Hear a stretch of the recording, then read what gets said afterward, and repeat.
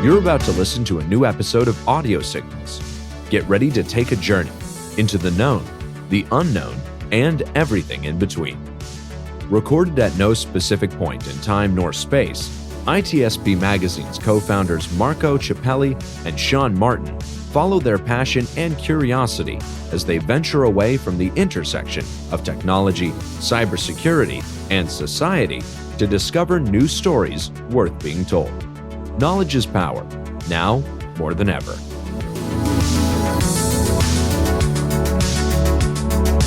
Nintex is the global standard for business process management and automation. The Nintex platform helps their clients accelerate progress on their digital transformation journeys by quickly and easily managing, automating, and optimizing business processes. Learn more at nintex.com. Blue Lava is the first business platform for CISOs to manage their security program. Blue Lava guides security leaders to effectively measure, optimize, and communicate their security program with confidence and ease in one platform. Learn more at bluelava.net.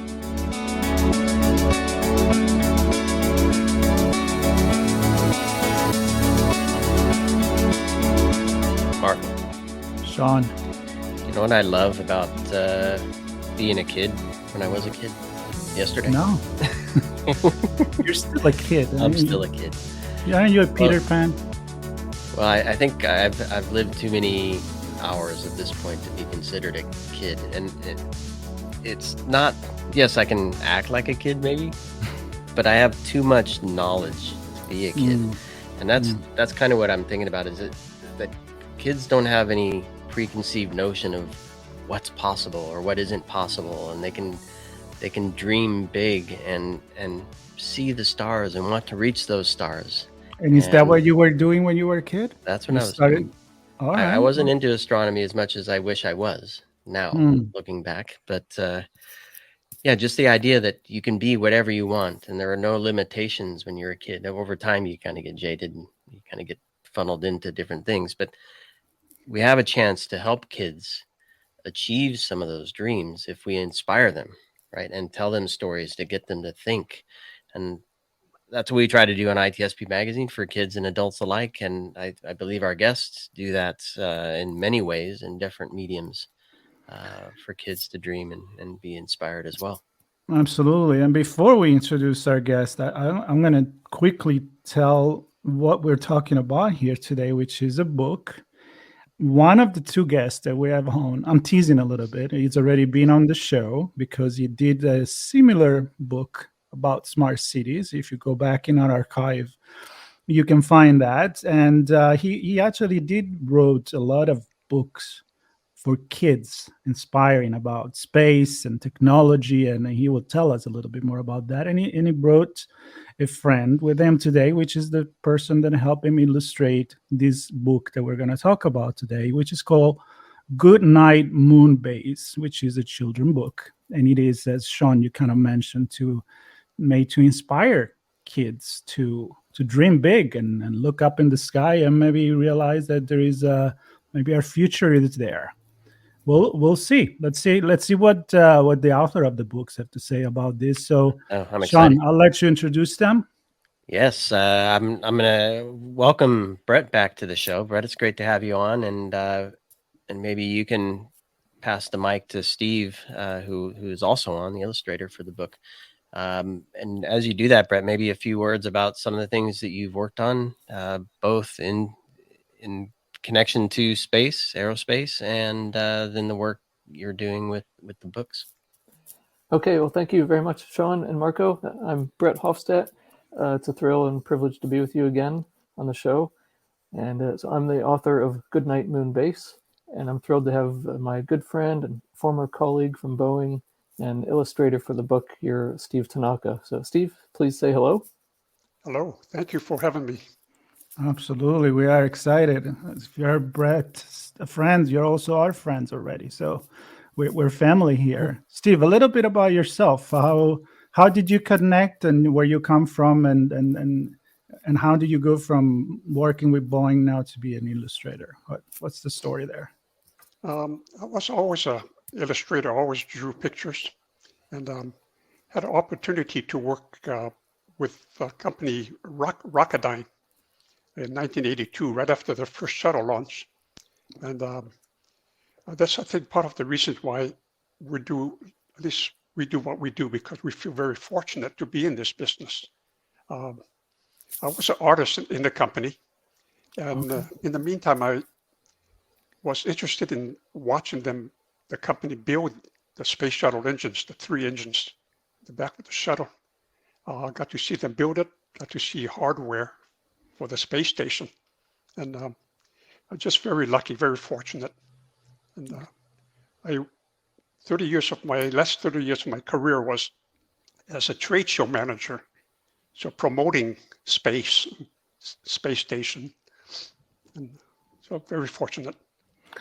It's amazing. I have to say, and then we dive into the book, that I am not, like Sean is not an astronomy expert, but he has a passion for it. I'm not a space expert, but I have a passion for it.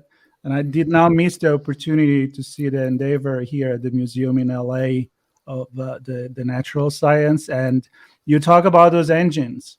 When I was underneath that, I was blown away. Like, this thing has been in space many times. It's incredible. And you got to work with it. Yeah, it's one of the most advanced. It's really like a steam engine, the shuttle engines, using hydrogen and oxygen to make steam. It's quite complex, amazing.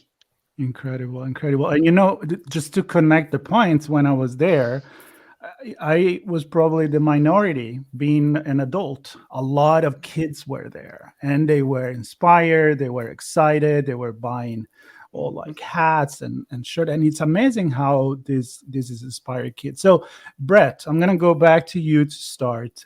Tell us how you decided on this topic and this kind of narrative to present it. Sure, thanks. Well, both Steve and I really feel very fortunate to have had the careers we've had in aerospace. They were some of my first memories as a child, or dreams, were working with airplanes and spacecraft. And there's countless people we've worked with, I think, would say a similar thought, that this was, airplanes and space were part of their earliest dreams as a child. And that's really one motivation for our book, Goodnight Moonbase, was to harness and inspire that energy and that passion, because I believe if we can do that with young kids, then it increases the chances that they'll stick with that throughout their life and find a way to actually do something to help us all advance above and beyond Earth. And so I did that. I enjoyed mentoring when I worked in the aerospace field with other people, younger adults. But then, so brief history, in 2014, I decided to publish my first book to help encourage people to join us, because I think also something Steve and I share is that with a lot of us that work in the aerospace field, is we would love for more people to join us. We really want to encourage that. And it's not just, it's people from all backgrounds, from all over the world. The more, the better, I feel. And so... and loads of opportunities, if I may, Brett. That's right. I'm looking at the illustrations, and I mean, when I first thought that comes to my mind when I think of space travel is the vessel, right? Or maybe the station that you land on.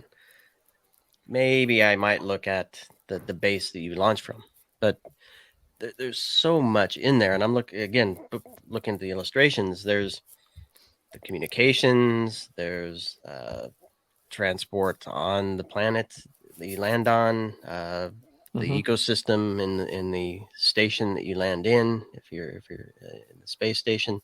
Obviously the tools you use wherever you're going might be different.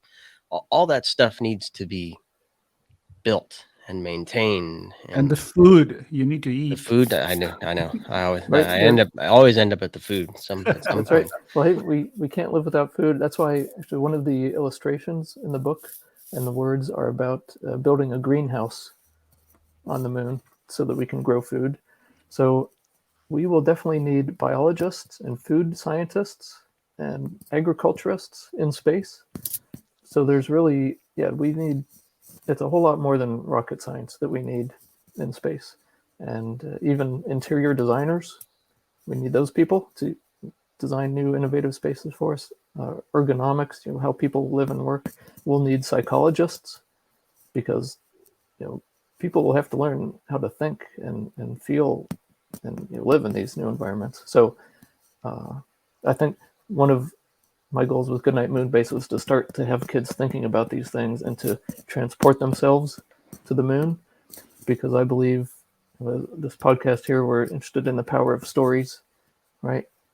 And so the power of visualization is a huge reason why stories are powerful.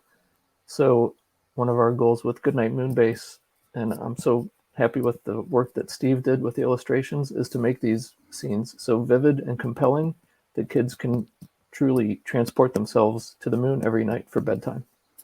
Yeah, I'm actually looking at it right now, and this is a podcast, so apologies for the audience that cannot see this, but there will be, of course, link to see what we're talking about. So we're going to try to be a little bit descriptive here, and I see I don't know who decided about the cover probably together, but Steve, the cover is a kid that is actually on the moon with the window on the planet Earth, which is one of those epic pictures when you see the moon the Earth from the moon on the Apollo mission. So tell us about why those kind of imagery, which by the way they're gorgeous, and why a bedtime story.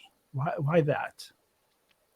This is the real genius of Brett and his book, his idea to look at the world and Earth from a different perspective. And, just a little relationship with him and me. We never did meet in person.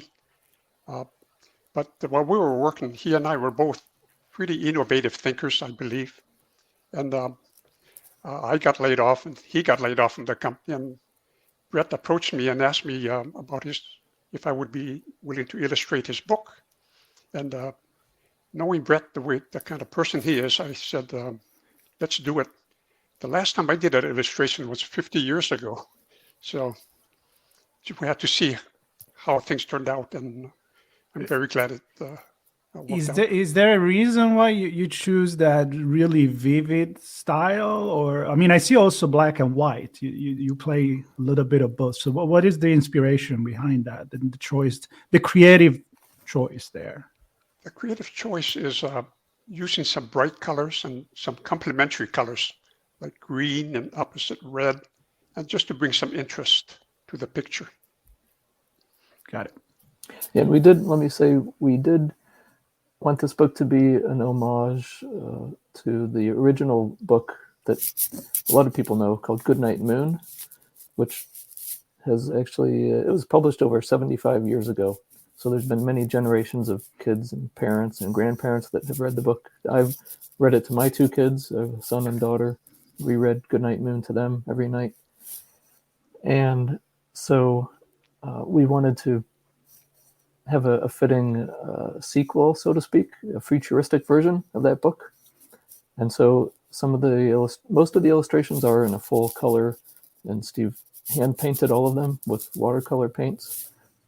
But some of them are also a black and white or monochrome type of illustration, which is similar to the original Goodnight Moon book. It alternates back and forth so that there's contrast and interest there for kids. Even kids who are too young to read yet, it's an awesome book to be read to them by their parents or older siblings. Right.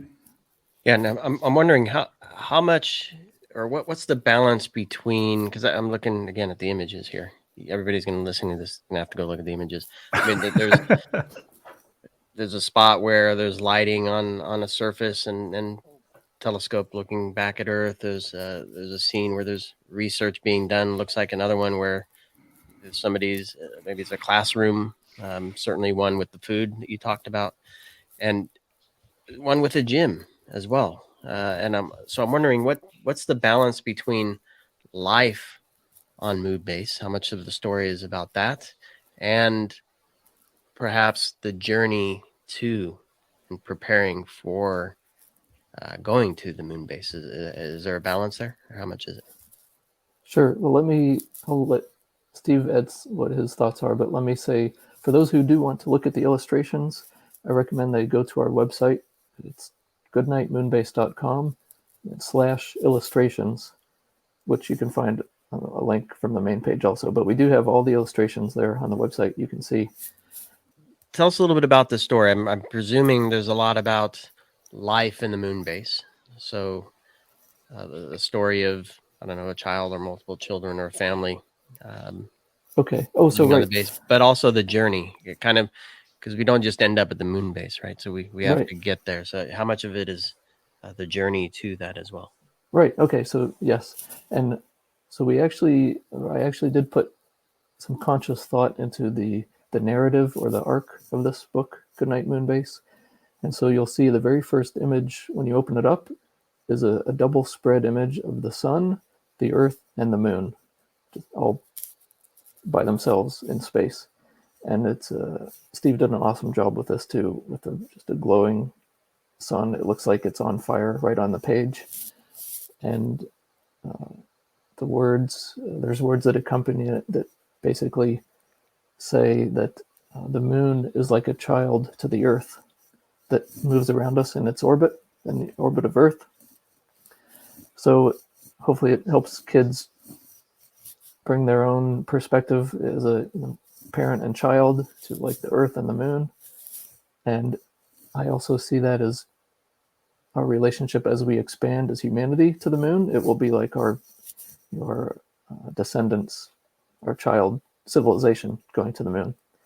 But then the illustrations basically move from that cosmic perspective now to Earth, and the importance of the moon's relationship to Earth from a geologic, a cosmic perspective. And then the next illustration is actually a child on a space capsule approaching the moon from their perspective. So the journey begins right away with that.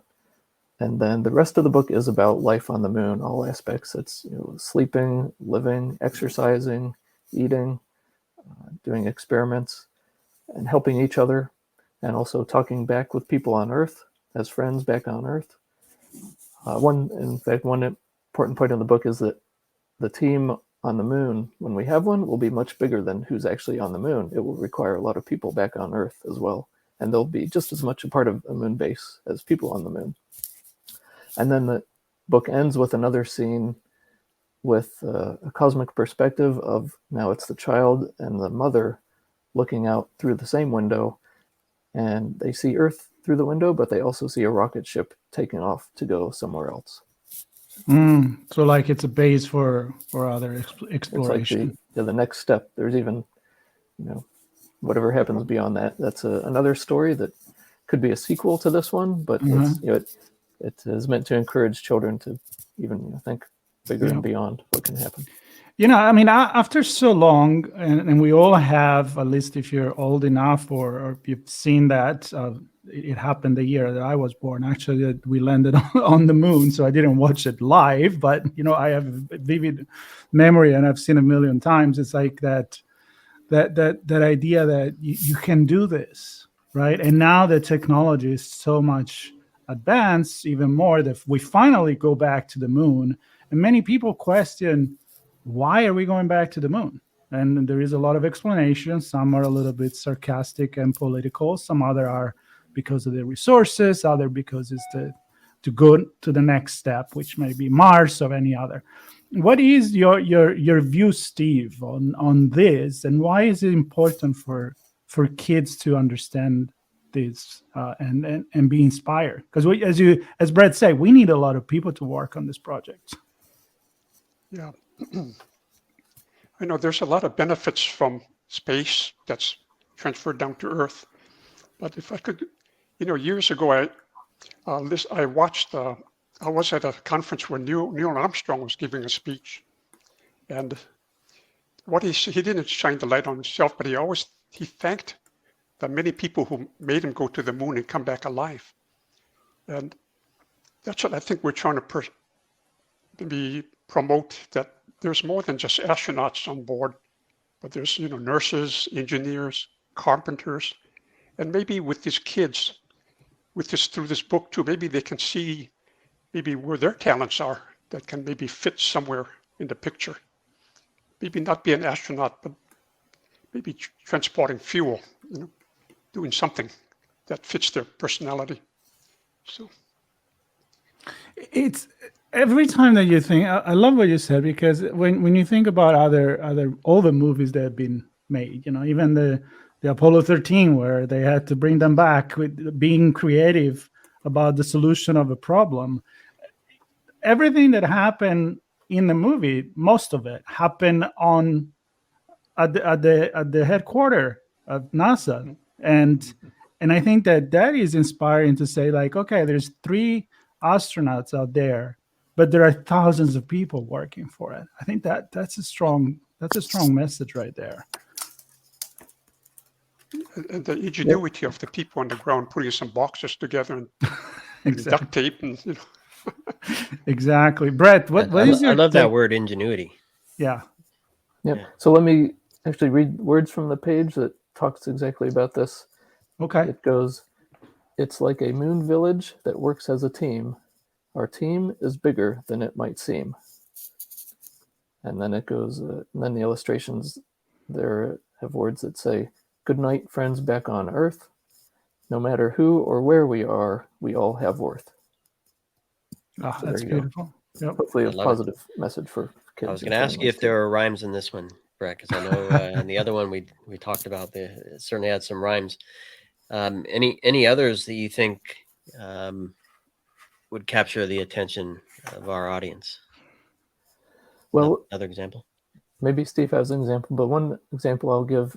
So one thing that I loved about Goodnight Moon, the original book, and a lot of people did, was that it used descriptive words that make sounds that would be fun for kids to hear and to repeat. So we did the same thing in this book, Goodnight Moon Base. So there's words that go, "Good night to the plants that grow lush. Good night to the airlocks that go shush." And then there's some other words that say, "Good night to moon-based machines that go whir and ding. Good night to all the amazing discoveries our moon base will bring." So hopefully we aim to have a nice rhythmic, lyrical, almost hypnotic set of words here along with the illustrations. So I love it. Actually, I want to go to Steve actually for the illustration, because you can kind of picture something with those words, and obviously you help bring that visual to bear in the work that you did. So how did you connect those things together? Yeah, I'm glad you asked that, Sean. I wanted to go back on that one. With the illustration, it was a real collaboration with Brett. And being an engineer, he kind of, excuse the pun, kept my feet on the ground when I was thinking of bigger ideas. At one point, I was thinking, maybe why don't we put a drone on the moon? Then Brent reminded me there's no atmosphere. So that was a give and take with working with Brett. So. Yeah, but it definitely was collaborative. Steve and he added a lot to the story, and I think the illustrations really do complement the words. I feel like this is kind of the relationship between me and Sean. Sean is the engineer, mind, and I just I like to get creative with stuff. So Steve, I totally feel you there. Like if I were you, I would have put a drone right there. Who cares? Somehow, magically, you would have fly. I love that. I love that. And how about rendering those words? Because I love how when Brett was reading this, it did work on the radio, on the audio channel, because they do give you that impression of what is happening. Were you able to translate? Were you inspired when you were doing the illustration by this narrative style? Yes. Professionally, I'm also a storyboard artist. So beautiful. Do illustrations for movies, and so it kind of I could visualize what Brett's words were trying to convey.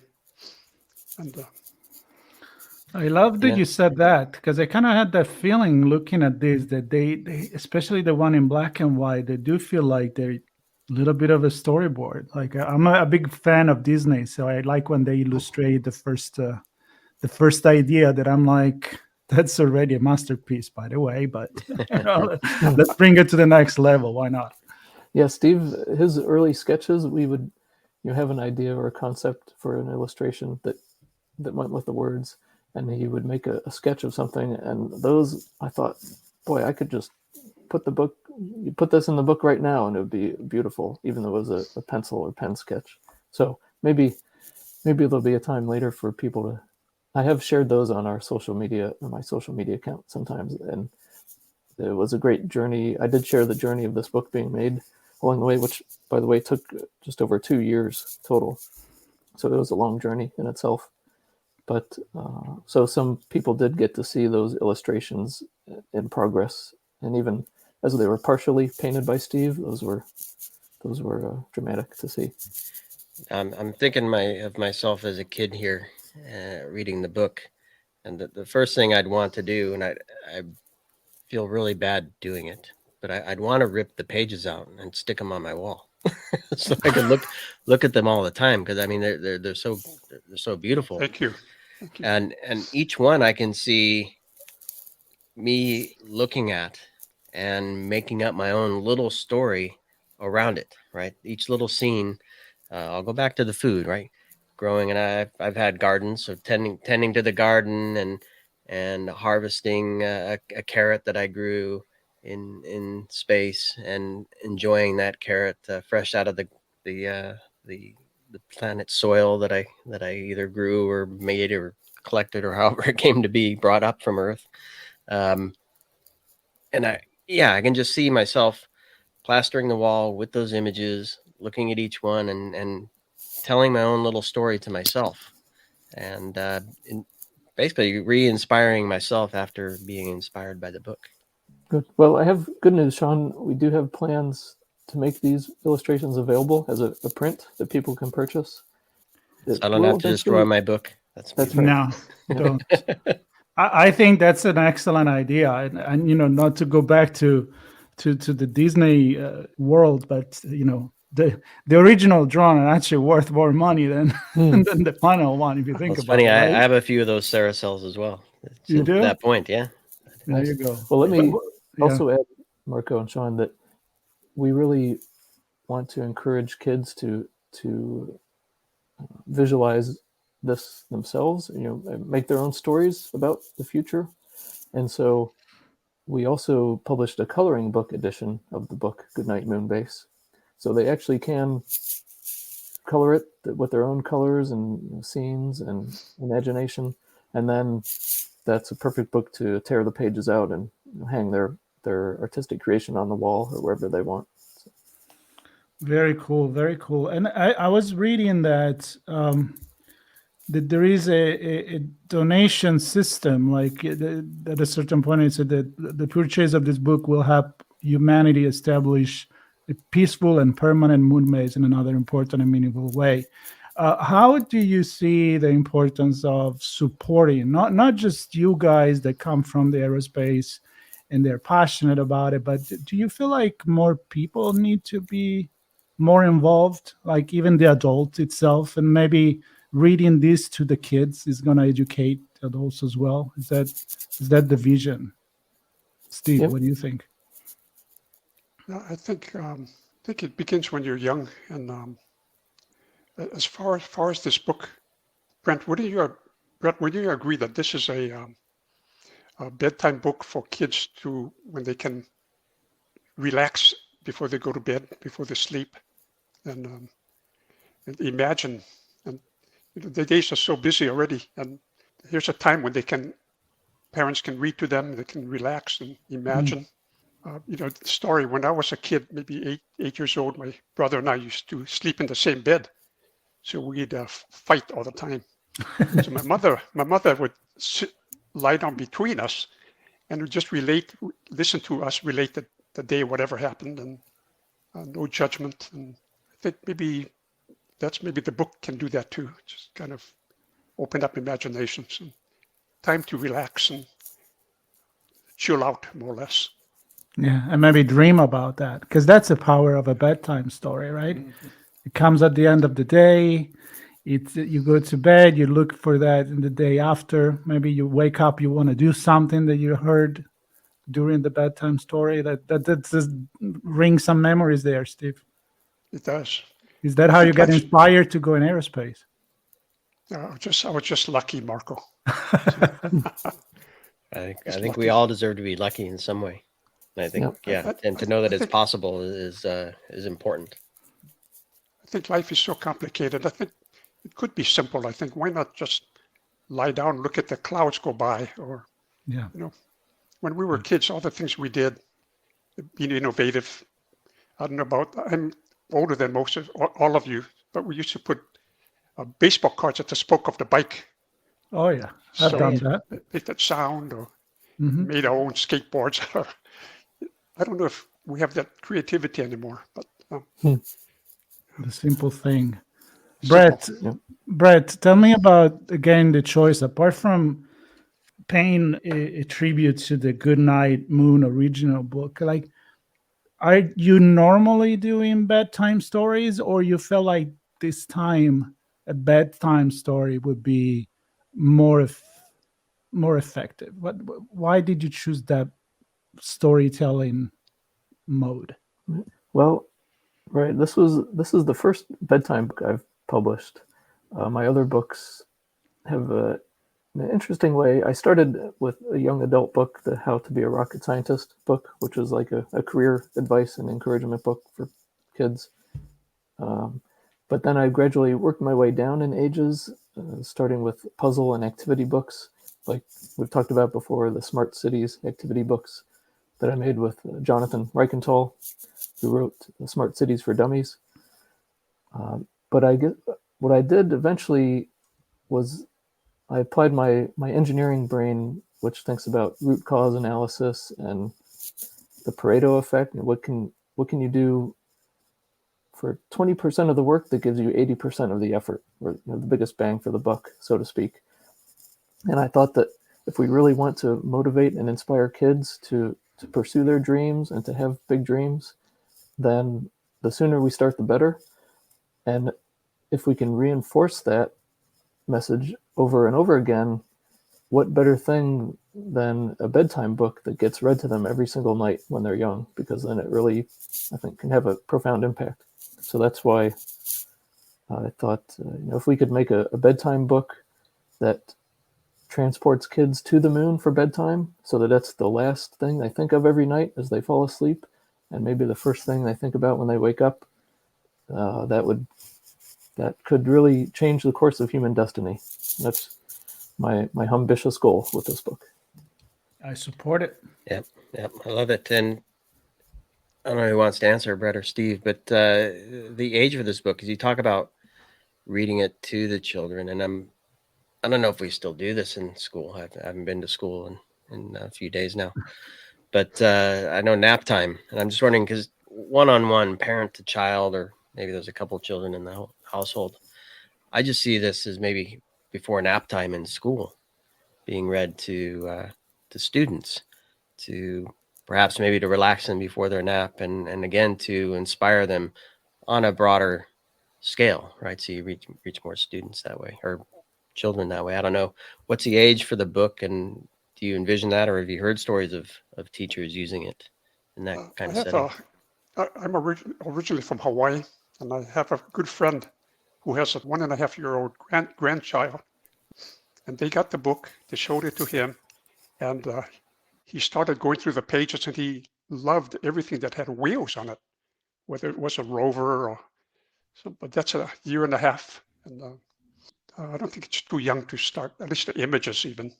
So I'll also say that we have had people tell us that they've bought the book for their local school or local library, and I'm really encouraged by that. In fact, I do plan this year to launch a campaign to help promote this book to get into libraries and schools.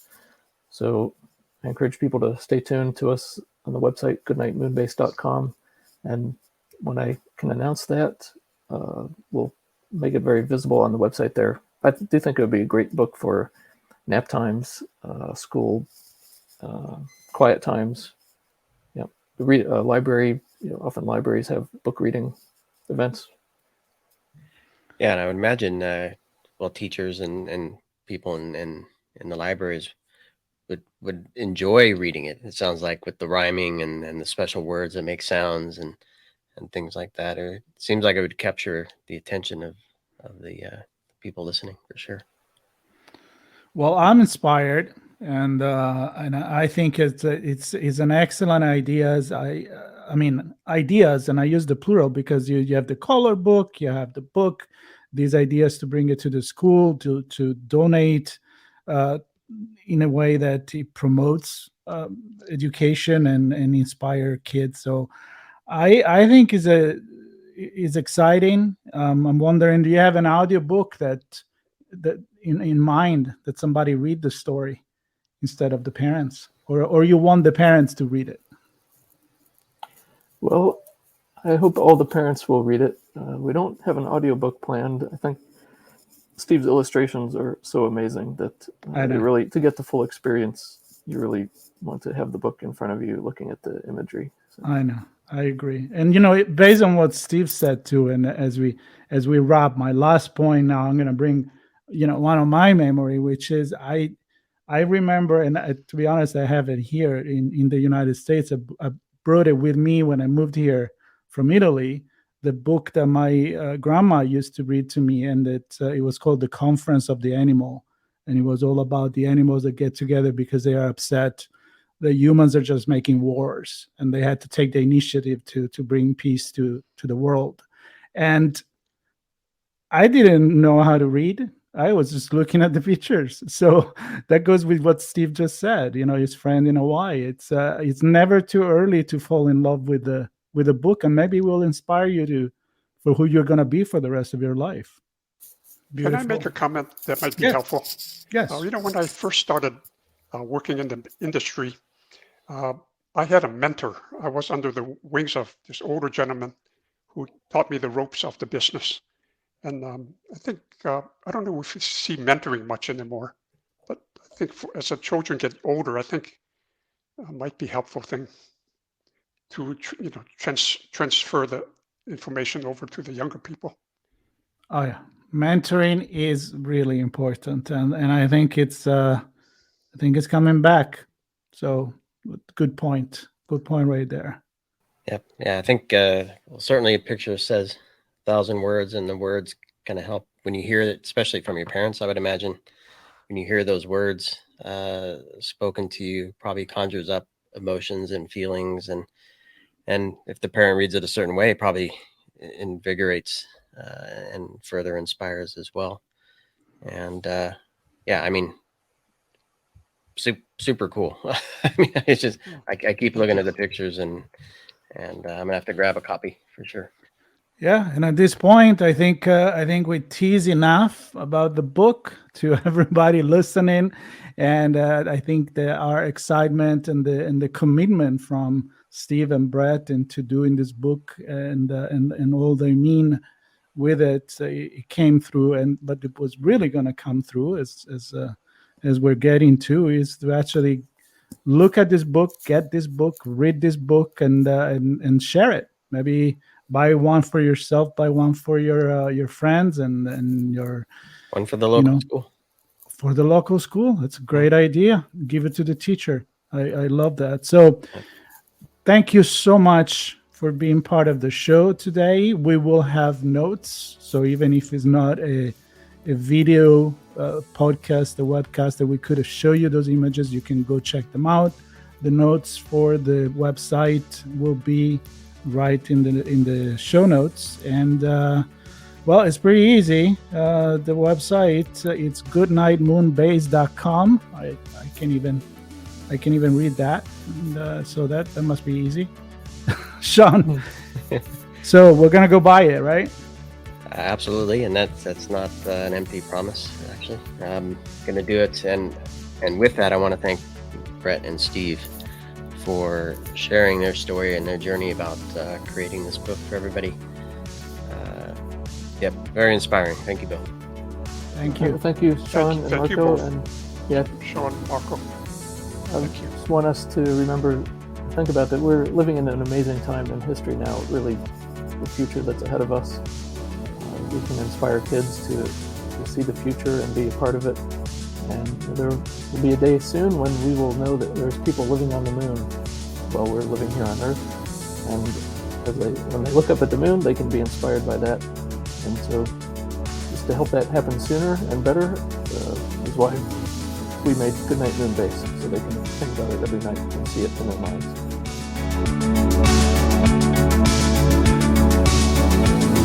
Blue Lava is the first business platform for CISOs to manage their security program.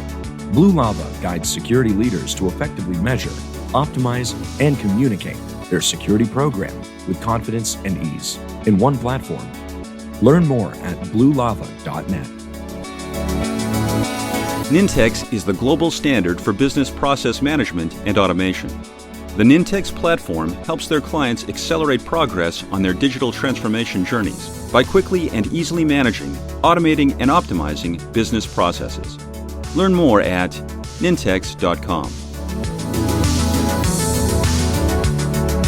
We hope you enjoyed this episode of Audio Signals. If you learned something new and this podcast made you think, then share itspmagazine.com with your friends, family, and colleagues. If you represent a company and wish to associate your brand with our conversations, sponsor one or more of our podcast channels. We hope you will come back for more stories and follow us on our journey. You can always find us at the intersection of technology, cybersecurity, and society, and some even beyond that.